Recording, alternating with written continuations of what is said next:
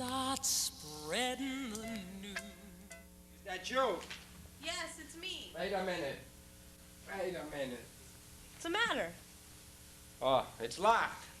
It's broken. I can't get it. I can't open it. Don't force it. Just slide I'm it. locked in. Listen to me. Don't force it. Just slide it. Wait a minute. You probably have to oil it. I think I have to oil it.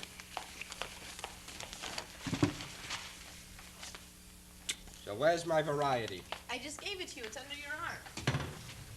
Oh. I brought you 6 different kinds of soups. All low sodium, all salt-free, and all very good for you. Are you listening to me? Yeah, I'm listening. You got me 6 lousy tasting soups. Huh. How do you like that? Saul Burton died. Who? Saul Burton, the songwriter. 89 years old. Went just like that, from nothing. You know what kind of songs he wrote? The worst. The worst songs ever written were written by Saul Burton. Lady, lady, be my baby. Did you ever hear anything so rotten in your life? Lady rhymes with baby. So where are my cigars? I didn't bring you any cigars. The doctor said no more cigars for you. Yeah, give me the cigars. Forget the cigars. I didn't bring any for you. They're in the bag. They're in the bottom, and I only brought you one. And this is the last time I'm doing it, Uncle Willie. So how's the family? How are the children? Suddenly you're interested in my family. Doesn't work. I'm not going to bring you any more cigars. And they're fine. They're wonderful. Thank you. Good. Next time, bring the big cigars. You don't even know the names of my kids. What are the names of my children? Millie and Sydney. Amanda and Michael. What's the matter? You didn't like Millie and Sydney? It was never going to be Millie and Sydney. It's always been Amanda and Michael. You just forgot, so you made something up. You forget everything. They know who I am. Who? Amanda and Sivka. Amanda and Michael. Well, that you're a big vaudeville star? No, Uncle Willie, they're 3 years old. They don't remember vaudeville. I don't even remember vaudeville. I am in the most aggravating business in the whole world, and I don't get aggravated until I come here. So I'll meet you somewhere else. Very funny. You think that's funny? I don't think it's funny. If you had a sense of humor, you'd think it was funny. I have a terrific sense of humor. Yeah, like your father. He laughed once in 1932. What do you want me to laugh at? You sit here in this freezing cold apartment all day long. You don't go anywhere because you can't work the lock on the door. Last week, you locked yourself in the bathroom overnight. It's a good thing you keep bread in there. You'd starve to death. Calvin Coolidge, that's your kind of humor. If you're waiting for a laugh from me, you're not going to get one. Who could wait that long? Get me a job instead of a laugh. I got you a job. I got you the potato chips. You couldn't remember the lines. You couldn't even remember the address. Don't tell me I couldn't remember the lines. The lines I remembered beautifully. The name of the potato chips I couldn't remember. What was it? Frito-Lay. Say it again. Frito-Lay. I still can't remember. You know why? Because it's not funny. If it isn't funny, I wouldn't remember it. Alka-Seltzer. You say Alka-Seltzer, you get a laugh. You want to know which words are funny? I know, you told me 100 times. Words with a K in it. Words with a K in it are funny. I'll tell you what words are funny. Chicken. Chicken is funny. Pickle. Pickle is funny. Cupcake. Cupcake is funny. Tomato isn't funny. Roast beef isn't funny. But cookie is funny. I know. Listen, Uncle Willie, I gotta get back to the office. I want to talk to you for a second. I got a very important call from CBS today. Casey Stengel. Now, that's a funny name. Robert Taylor. Will you isn't listen to funny. me for a second? I'm listening. You got a call from NBC. CBS. Whatever. CBS is doing a big variety show, an hour and a half next month. They're going to use some of the biggest names in television history. The theme of the show... What's the theme of the show? The theme of the show is the history of comedy dating from the early Greek times through vaudeville right up to today's stars. So why couldn't you get me on that show? I got you on the show. Alone? It's going to pay $10,000. Yeah, alone? The biggest thing in television. Alone?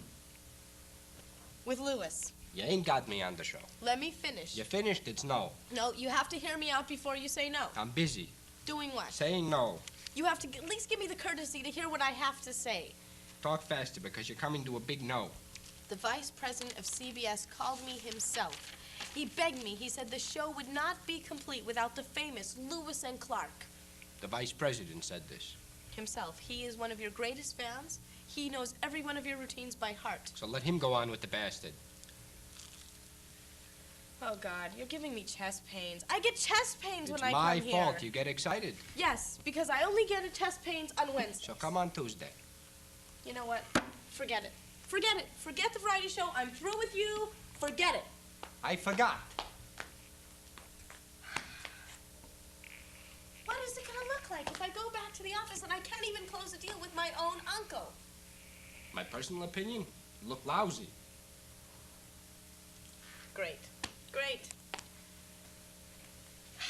I don't discuss Al Lewis anymore. You hate him that much. You haven't even seen him in 10 years. 11 years. 11 years. You haven't spoken to him in 11 years? I haven't seen him in 11 years. I haven't spoken to him in 12 years. So you saw him for a year and you didn't speak to him? It wasn't easy. I had to sneak around backstage a lot. But you spoke to him on stage? To him, I didn't speak. If he played a gypsy, I spoke to the gypsy. If he played a lunatic, I spoke to the lunatic. But to the bastard, I didn't speak. Uncle Willie, can I make a suggestion? He used to give me the finger. The finger? The finger. He would come up to me on stage. He would stick the finger in my chest and say, "Listen, doctor, you know what I mean? Doctor, do you hear me, doctor?" For 43 years, how would you like that? I had a black and blue hole in my chest. My wife thought to her dying day that it was a tattoo. I haven't worked with the man for 11 years. It's just beginning to fade away. She had the sharpest finger in show business. So if I get you a thick padded undershirt, will you do the show? You think I didn't think of that? One time I put a steel plate under the shirt. He gave me the finger. He had it in a splint for a month. And he used to do other things, too. You know what he would do? He would spit in my face. On stage, the man would spit in my face. You mean he would just stand there and spit in your face? No, what, do you think he was stupid? He would work it into the act. He would come up with his nose on top of my nose and say, words only with a T. Tootsie Roll. Typing with the typewriter. Tinker-toy. Some nights I thought I would drown. I don't know where he got it all from. I think he would drink all day and save it up for the night. So I'll put it in the contract. If he spits at you, he won't get paid. He would spit at me for free. So what do? I tell them no because Al Lewis spits? Why did you work together so long? Because he was terrific. No one could time a joke like Al Lewis could time a joke. I knew what he was thinking. He knew what I was thinking. We were like one person. He was the best, you understand? I understand. As an actor, no one could touch him. As a human being, no one wanted to touch him. So no, because Al Lewis spits. This is great. The last time we worked together on the Ed Sullivan Show, he comes up to me, he says, "Willie, listen, if it's all the same to you, I think I'll retire." I says, "What do you mean, retire? It's not even 9 o'clock in the evening." He says, "Not retire for the evening. I'm retiring for what's left of the rest of my life." And he walks out of the theater. Well, I mean, with all due respect, Uncle Willie, a man has a right to retire Not if he wants to. him. Don't forget, when he retired himself, he retired me, and God damn it, I wasn't ready yet. I'm calling him. I'm gonna call him right now. Wait a minute. I have to think about this. No, Wait a minute. I'm dialing. Tell him 60-40. I get 6,000, he gets 4,000. I can't do that. Tell him, and tell him I'm against it. Oh, please let this work. It's ringing. And he has to come to my place. I'm not going to his place, you understand? Hello, Mr. Lewis. You know what it's he's me. doing? He's practicing spitting. It's Susan Silverman. Yes, I'm here with him now. Yeah.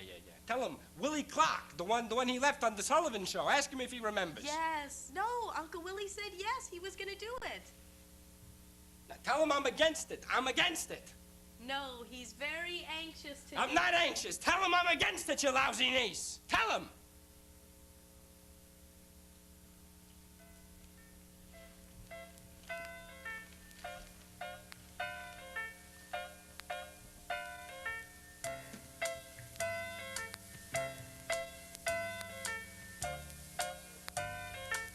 Start spreading the news. I'm leaving today.